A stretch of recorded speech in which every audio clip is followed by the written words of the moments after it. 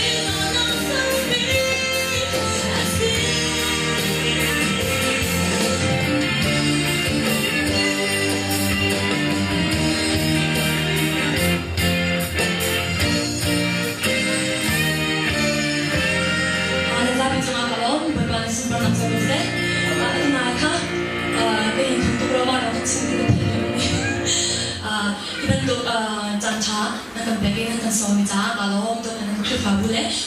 sia pa le u pa le ka le khri fa bu na le cha alam na pam bi ka nei ba chen ni cha te lo se ma le a dong cha cha ba ni cha cha tong be chen kan tong than de la a tu san song kha la du che sha than gospel concert ka lai a tu ka album chim ha ba kha ma ha ba he ka thang cha de lai an za bi de kha nan nan chung disu min ra ka de kan song na ka lo dong tong sang lai